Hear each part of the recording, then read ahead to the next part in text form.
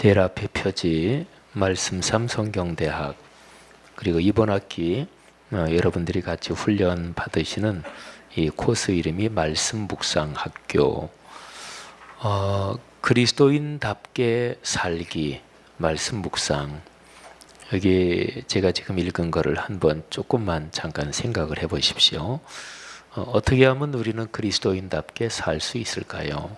그거는 말씀을 묵상해야 그리스도인답게 사는 거다. 그런 뜻이 여기 담겨 있습니다. 그 밑에 기록된 6줄은요, 여러분들이 1학기에 공부하신 양육반의 구원의 확신, 그거하고 그 다음에 지금 2학기에 공부하시는 말씀 묵상학교, 이 두 학기 거를 6줄로 요약해 놓은 거예요. 한번 다 같이 읽어보겠습니다. 하나님의 은혜로 예수 그리스도를 믿음으로써 구원받아 하나님의 자녀요 그리스도의 사람이 된 사실을 성령의 도우심으로 성경적으로 확인하여 정리하고 기록된 66권 성경 말씀이 삶으로 이어지도록 말씀 묵상의 방법을 배우고 그 틀을 연습하여 오늘날 삶의 일상과 인격에서 그리스도인답게 살도록 훈련한다. 아멘. 위에 세 줄은 여러분들이 1학기에 배운 양육반에서 구원의 확신, 거기에 대한 게 앞에 세 줄이고요. 그 다음 세 줄은 이제 우리가 오늘부터 공부하는 말씀 묵상에 대한 것입니다. 그 밑에 우리 교회 비전 문장이죠. 하나님 말씀의 거룩한 리더십으로 그리스도인의 삶과 세계를 변화시킨다. 우리 다 같이 한번 두 줄 읽어보겠습니다. 하나님 말씀의 거룩한 리더십으로 그리스도인의 삶과 세계를 변화시킨다. 아멘. 우리 교회 비전 문장을 읽으실 때 뒤에 느낌표도 있잖아요, 그죠? 그러니까 느낌표는 그리스도인의 삶과 세계를 변화시킨다. 느낌표 이렇게 하는 게 아니고 느낌표를 아멘으로 읽으시는 거예요. 아멘은 어떤 얘기를 들었을 때 나도 그렇게 생각합니다. 그렇게 믿습니다. 지금 말씀하신 거에 내 삶을 헌신합니다. 그렇게 살겠습니다. 이런 뜻이 아멘이죠. 그래서 느낌표는 아멘으로 그렇게 읽습니다. 자, 넘겨보실까요? 한 장 넘기면 간지, 그리고 또 한 장 넘기면 1과부터 10과까지 제목이 쭉 나와 있습니다. 한번 이렇게 보시고, 자, 그리고 또 한 장을 넘기겠습니다.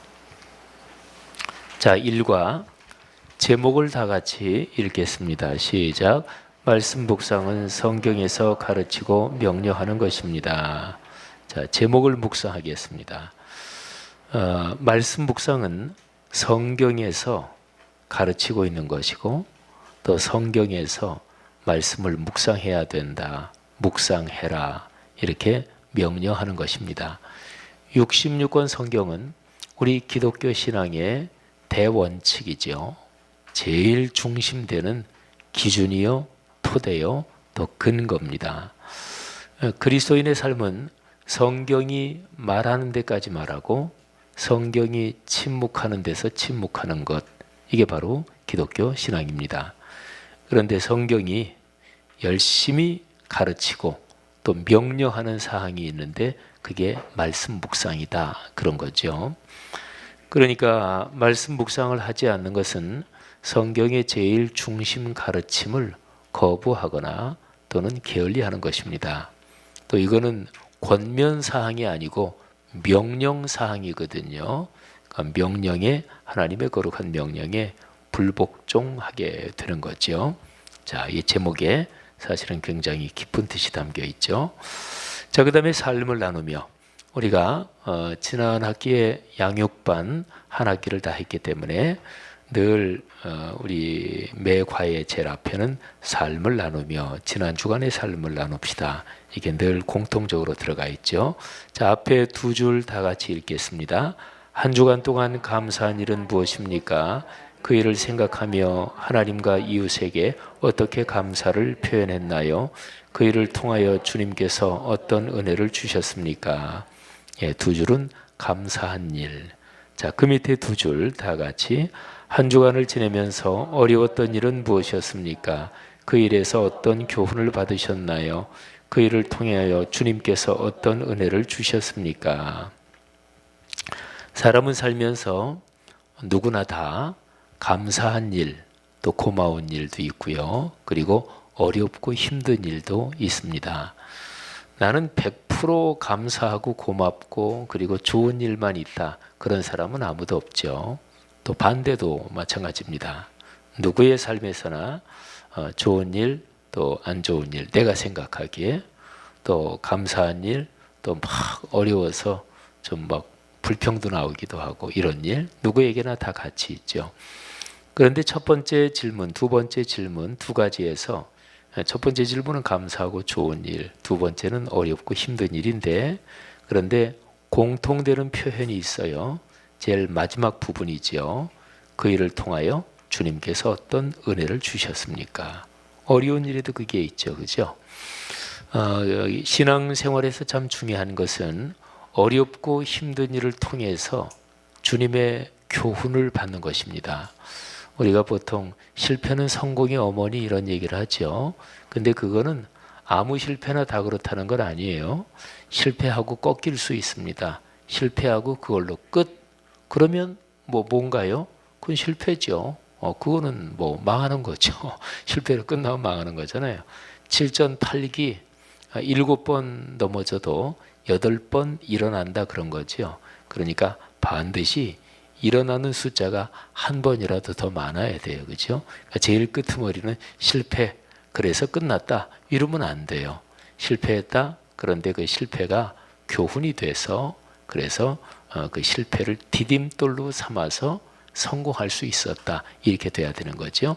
그래서 이제 실패는 성공의 어머니 이렇게 하는 건데 그렇기 때문에 실패에서 교훈을 받으면 하나님의 뜻을 깨달으면 그 실패 또는 그 어려움, 그 고통 이게 하나님의 은혜가 되는 것입니다.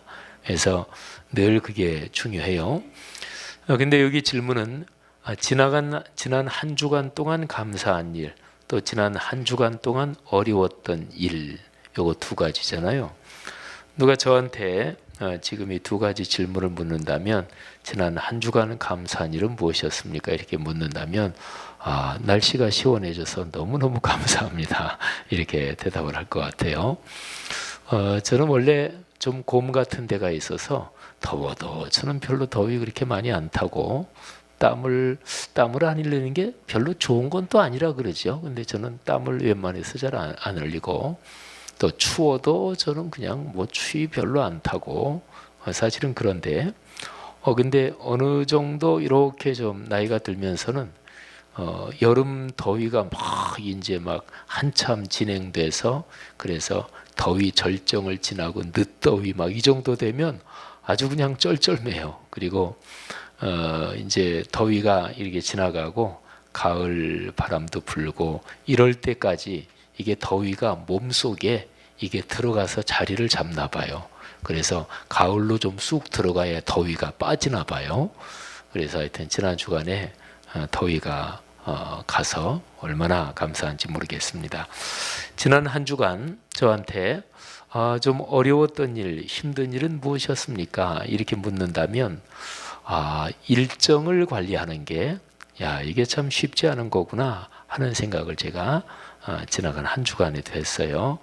또 이렇게 저렇게 또 제가 맡은 목회 사항, 또 성도들하고의 미팅, 또 교계 맡은 일 이런 거를 일정을 잡으면서 이게 쉽지 않구나 하는 생각을 했는데 그러면서도 제가 또 우리 교회 또 우리 교단이나 또 한국 교회에서 이런저런 섬김의 일을 할 수 있어서 또 감사했습니다. 자, 그다음에 그 밑에 우리 교회 비전 선언문 아까 우리 낭독했잖아요. 느낌표는 아멘으로 읽는다 그랬죠. 다 같이 한번 시작. 하나님 말씀의 거룩한 리더십으로 그리스도인의 삶과 세계를 변화시킨다. 아멘. 변화시키는 거예요. 그죠? 우리 다 읽고서 아멘 했으니까 내 삶이 먼저 변하고 그리고 내 주변의 삶이 아름답게 변화될 줄 믿고 살아야 되는 거죠. 자, 그 밑에 9줄짜리 문장 다 같이 읽겠습니다. 다음과 같은 얘기를 들어보셨나요? 당신은 하나님의 걸작입니다. 당신은 사랑받기 위해 태어난 분입니다.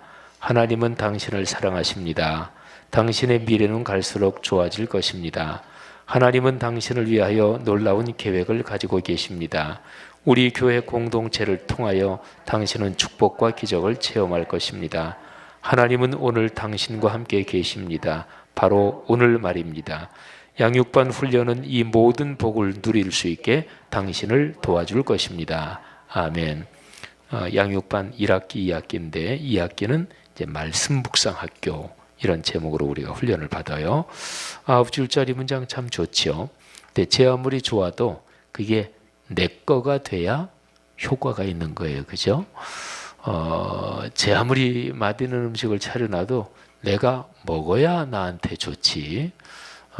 음식이 맛있을수록 먹지 못하면 맛있을수록 약 오른 거예요. 그러니까 내 것이 돼야 되고 내가 경험해야 되고 이거는 성경의 모든 가르침에서 핵심이기도 합니다. 기독교 신앙은 내가 먼저 변해야 되고 내가 먼저 은혜 받아야 되고 그래서 하나님이 주신 은혜로 다른 사람을 섬기고 나누는 거죠. 그런 복이 있기를 바랍니다. 여러분들이 여기에 그 말씀 묵상학교 하시면서 성경 6구절을 암송하는데 두 넘겨 보문이 있어요. 2장을 넘겨보면 사도행전 6장 7절부터 골로새서 3장 16, 17절까지 그거는 나중에 소그룹 모임 때 또 리더분들이 말씀을 하실 것입니다. 제목이 말씀 묵상은 성경에서 가르치고 명료하는 거다 이렇게 제목이 되어 있는데 이제 그 얘기를 제가 여기 3페이지에 써 있는 기록된 여기에서 제가 설명을 드릴게요. 자, 말씀 묵상의 성경적 근거. 아까 제가 제목에서 얘기한 것처럼 말씀 묵상이 성경에서 가르치는 거냐 또 명령하고 있는 거냐 성경적으로 어떻게 되는 거냐 그거를 말씀드리겠습니다. 우리 교회 사역의 양대 축이 있어요. 말씀 삼운동, 온세계 선교. 한번 잘 생각해 보세요. 말씀이 삶이 되는 것 이게 복 받는다는 얘기예요. 성경적으로 보면 말씀에 나와 있지 않은데 그러니까 말씀에는 안 나와 있어 그게. 근데 나는 그 복을 좋아해. 그런 문제가 있는 거예요. 말씀에 안 나와 있는 거는 우리가 기독교적인 각도에서 보면 그거는 복같이 보여도 복이 아닙니다. 그거는 내게 참 행복을 주는 것 같아도 근데 이게 성경에 안 나온 거다. 그러면 나중에 가서는 결국은 나를 불행하게 만들 것입니다. 그건 영적인 기만이고 속임수입니다.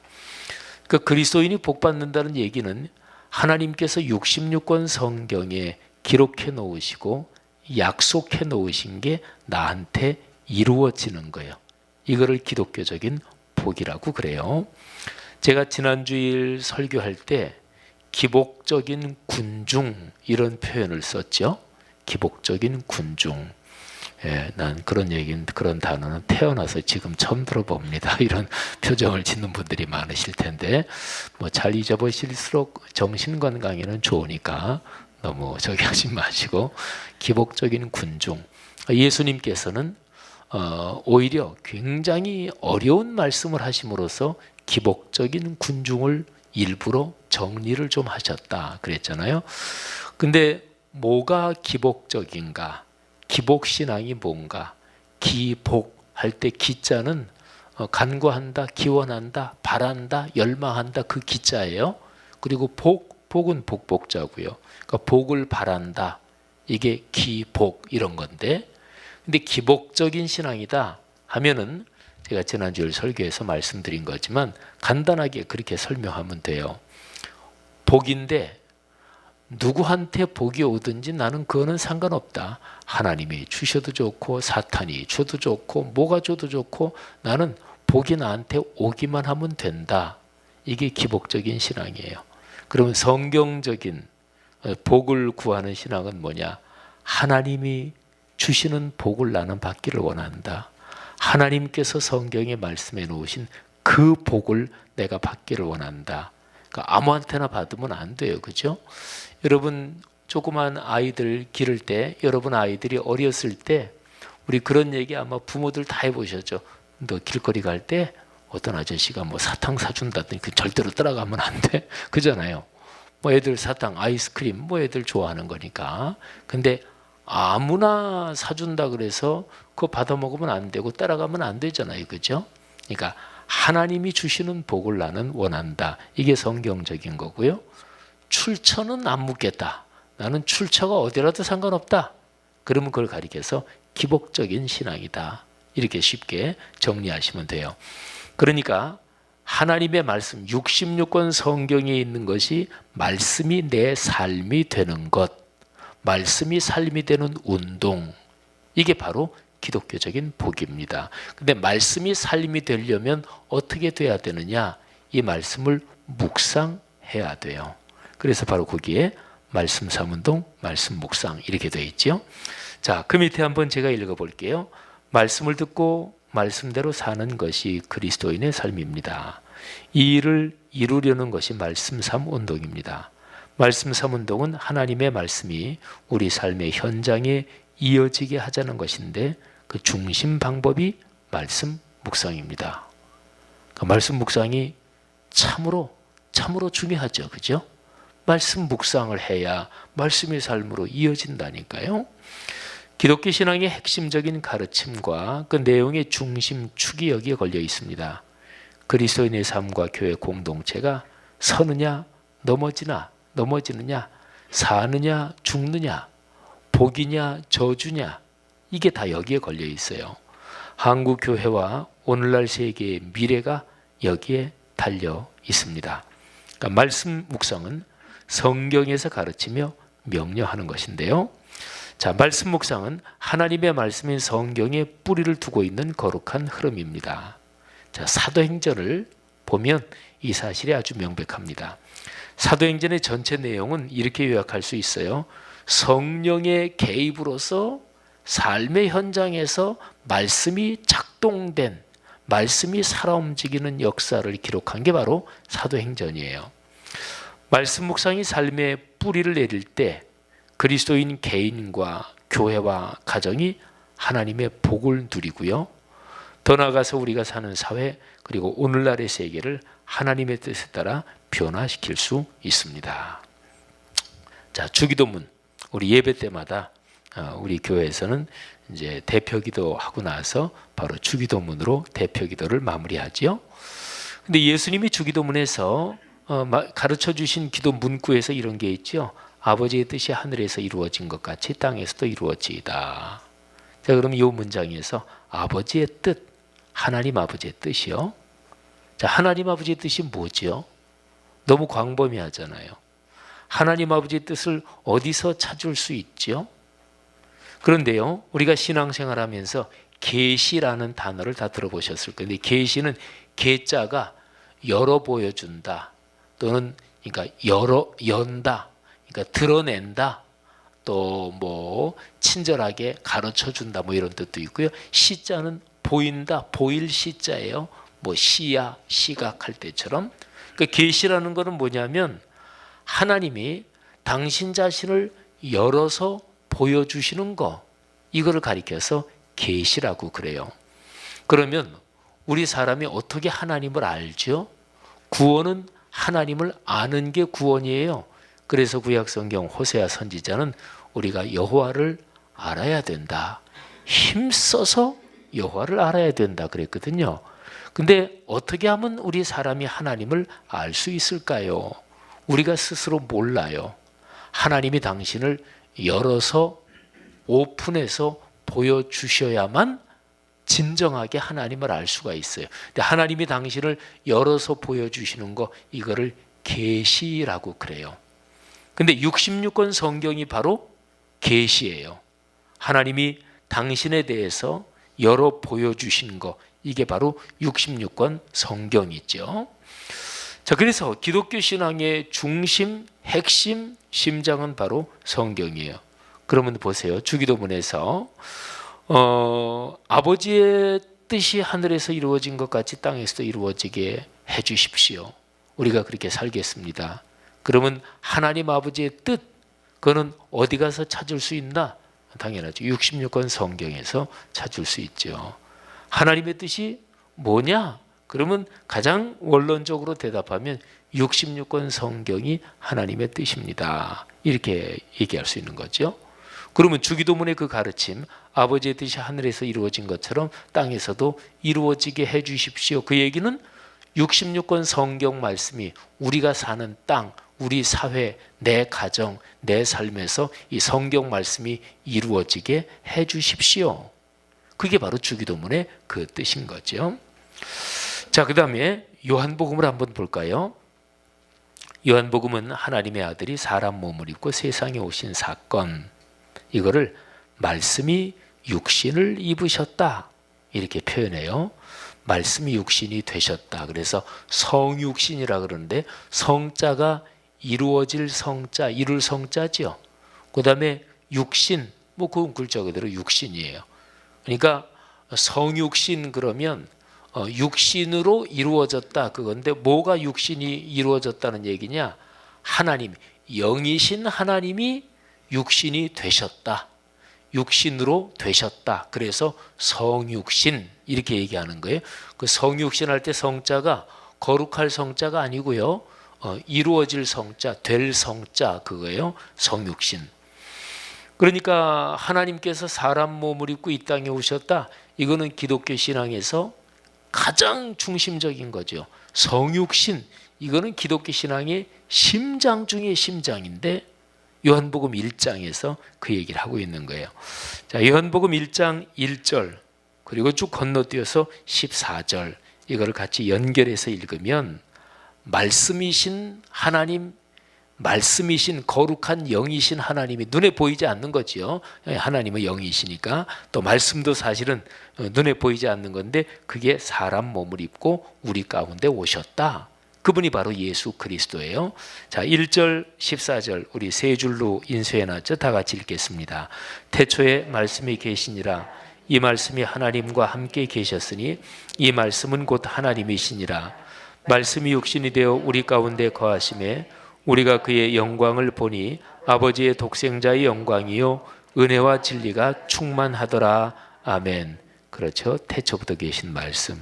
그 말씀은 하나님 자신이세요. 하나님 자체셔요. 근데 그 말씀이신 하나님이 우리처럼 똑같은 사람 몸을 입고 세상에 오셨다. 그게 바로 예수 그리스도시죠. 예수님이 세상에 오신 목적은 하나님의 말씀이 삶의 현장에서 이루어지게 하시려는 것입니다. 그러니까 그리스도인은요, 하나님의 말씀을 삶으로 살아내는 사람들입니다. 교회 공동체는 그럼 뭘까요? 이 일에 헌신하라고 세워진 모임을 가리켜서 교회 그런 거예요. 자, 그럼 한 장 넘겨서요. 말씀 묵상을 우리가 계속 이제 이번 학기에 배우는데 말씀 묵상에서 아주 중요한 건 네 가지를 짤막하게 기억합시다. 자, 시각. 이거는 말씀 묵상은 어렵지 않다. 이런 생각을 먼저 가져야 돼. 그런 시각을. 말씀 묵상 거 어려운데 이럴 필요 전혀 없어요. 말씀 묵상은 쉽습니다. 두 번째 목표. 왜 말씀 묵상을 하나요? 하나님의 임재와 현존 가운데 살기 위해서. 하나님의 임재와 현존 제가 그렇게 표현했는지 간단하게 표현하면 하나님과 늘 동행하기 위해서 이렇게 하는 거예요. 늘 하나님의 손 붙잡고 주님과 동행하는 거. 그게 이제 말씀 묵상의 목표예요. 그 다음에 말씀 묵상을 잘 하려면 투자를 해야 돼요. 말씀 묵상을 하기 위해서 하는 투자는 두 가지가 있는데 시간과 장소를 투자해야 됩니다. 시간을 투자해야 되고 또 장소를 정하고 하는 게 좋습니다. 근데 시간과 장소 중에서 더 중요한 것은 시간이 더 중요합니다. 가장 좋은 것은 하루 일을 시작하기 전에 하는 게 제일 좋습니다. 그러니까 말씀 묵상은 하나님 만나는 거거든요. 그러니까 하루 일과를 시작하기 전에 하나님 아버지 먼저 만나는 게 가장 좋습니다. 근데 이제 사실은 매일 아침에 이런 시간에 말씀 묵상 안 하던 분이 말씀 묵상 시간 내는 거 쉽지 않습니다. 아침에 일어나면 다 그냥 세수도 해야 되고, 또 어떤 사람은 화장대 앞에서 30분, 40분이 걸리는 사람도 있고, 어떤 사람은 그냥 이렇게 찍어 바르고 그냥 5분 만에 끝내는 사람도 있겠지만, 또 이제 밥도 하셔야 되고, 또 요즘은 남자들도 또 부인들 도와서, 제가 이런 얘기 자꾸 어디 가서 하니까 남자들이 좀 싫어하던데 어쨌든 아침마다 늘 일어나서 뭐 직장하고 사업하든지 뭐 하든지 늘 하는 게 있잖아요, 그죠? 근데 거기에서 20분을 뺀다, 30분을 확보한다, 결코 쉽지 않아요. 근데 결단을 하고 생활 구조를 그렇게 조정을 해야 돼요. 그래서 시간을 고정시켜 놓는 훈련을 해야 돼요. 정 나는 생활 구조에서 아침은 내기 진짜 힘들다 그러면 저녁 때 잡아도 괜찮아요. 저녁 때는 아무래도 아침보다 조금 더 시간 잡기가 쉬울 거예요. 근데 또 저녁 때 나는 저녁 때 되면 꼭 그 프로그램은 봐야 돼. 그래서 나는 그거는 놓칠 수 없어. 이러면 또 이제 잡기 힘들죠. 그러니까 좋은 일이고 귀한 일이고 나에게 복이 된다. 그럼 우리는 투자하잖아요, 그죠? 내가 좋아하는 물건에는 돈 아끼지 않고 투자하잖아요. 근데 말씀 묵상은 복이라니까요. 그러니까 여기에 시간을 투자하고 시간에 우선순위를 두는 훈련부터 먼저 돼야 됩니다. 그리고 대개 시간이 고정되면 장소는 거기에 따라오지요. 뭐 아침에 뭐 직장 생활 하기 전에 또는 어디 뭐 사업 현장에 나가기 전에 하면 뭐 대개 뭐 집이지 어디겠어요. 그래서 시간과 장소 투자해야 된다. 그다음에 말씀 묵상을 계속 지속하려면 어느 정도 하다가 중단하지 말고요. 계속하려면 꼭 필요한 게 말씀 묵상한 거를 서로 나눠야 좋습니다. 그래서 말씀 묵상을 서로 나누는 소그룹이 있는 게 참 중요합니다. 근데 여러분들은 이제 9, 10, 11 세 달 동안은 여기에서 이제 매주 말씀 묵상하고 또 나누고 그럴 거니까 이거 끝나고서도 말씀 묵상을 나누는 그런 소그룹이 아주 중요하죠. 자, 사도행전 6장 7절 우리 교회의 중심 성경 구절입니다. 다 같이 한번 읽겠습니다. 시작. 하나님의 말씀이 점점 왕성하여 예루살렘에 있는 제자의 수가 더 심히 많아지고 허다한 제사장의 무리도 이 도에 복종하니라. 아멘. 사도행전 전체에서 교회가 가장 아름답게 부흥한 모습을 표현한 구절이 사도행전 6장 7절이에요. 근데 여기에서 예루살렘 교회가 제자의 수가 점점 더 심히 많아졌다. 그리고 교회를 박해하고 예수님을 십자가에 못 박은 제사장들까지도 예수님을 믿게 됐다. 이런 거거든요. 근데 이 6장 7절에서 영적 부흥, 참된 부흥 아주 콕 집어서 얘기해라. 그러면 앞에 부분이에요. 하나님의 말씀이 점점 왕성해졌다. 요걸 가리켜서 참된 부흥이라 그러는 거예요. 그러면 뒤에 사람 숫자가 늘어났다. 이거는 뭘 말할까요? 그건 부흥의 열매, 부흥의 결과입니다. 그러니까 성경에서 말하는 참된 부흥, 영적 부흥, 영적 성장, 그거는 뭐냐? 하나님의 말씀이 살아 움직이는 거, 왕성해지는 거. 어떻게 하면 하나님의 말씀이 살아 움직여요? 말씀을 묵상해야 돼요. 그러면서 말씀을 사모하고 말씀을 묵상하고 그러면서 말씀이 살아 움직이는 거예요. 이번 학기 우리가 말씀 묵상을 배우기 때문에 말씀 묵상에 중점을 둬서 강조하는데요. 이제 커다랗게 보면 두 가지 기둥이 중요해요. 공적으로 말씀을 내 삶에 받아들이고 공적으로 선포된 말씀이 내 삶이 되는 거. 그러니까 공적인 거. 그 다음에 개인적인 거. 공적인 게 무엇일까요? 이거는 예배를 통해서 선포되는 말씀. 개인적인 거, 이게 바로 내가 하는 말씀 묵상. 이렇게 되는 거예요. 그래서 공적으로 예배를 통해서 선포돼서 나한테 다가오는 말씀, 그거는 제일 중심적인 게 주일 예배, 주일 성수, 그리고 주중에 있는 수요 예배, 이렇게 됩니다. 예배에서 주일 예배는 예배의 심장, 수요 예배는 예배의 기둥입니다. 우리가 집이 이렇게 있으면 그러니까 일주일 중에서 가운데 날이 수요일이잖아요. 그래서 일주일 중에서 그 한가운데 다시 한번 예배를 통해서 내 삶을 점검하는 거예요. 그러니까 건물이 이렇게 있으면 건물을 떠받치고 있는 기둥과도 같은 거죠. 그래서 예배의 기둥이라고 합니다. 한번 따라 하시죠. 예배의 심장, 예배의 기둥. 그래서 주일 성수예배, 수요예배, 공예배를 통해서 말씀이 내게 다가오고, 그리고 내가 개인적으로 말씀 묵상을 통해 또 말씀이 내게 다가오고, 그래서 말씀이 삶으로 되는 거죠. 이번 한 학기 동안 이미 말씀 묵상을 하고 계시는 분들도 있을 거예요. 그런 분들은 좀 더 말씀 묵상의 자리로 깊게 들어가기를 바랍니다. 또 아직까지 말씀 묵상을 이제 안 하고 계셨던 분들은 이번 한 학기 훈련을 통해서 말씀 묵상 적극적으로 하시고, 또 그래서 신앙생활 성숙하시고 하나님이 주시는 복을 누리기를 축복합니다. 기도하죠. 하나님 은혜 감사합니다. 오늘 말씀 묵상 학교 첫 번째 시간 전체 강의를 마치고 있습니다. 하나님께서 이 귀한 분들을 더 넉넉하게 축복해 주시옵소서. 이번 학기 말씀 묵상 학교에서 귀한 분들과 더불어 교제하며 또 이분들을 섬기는 말씀 묵상 리더분들을 각별하게 축복하시고 또 목회자들을 축복해 주옵소서. 예수님 이름으로 축복하며 기도합니다. 아멘.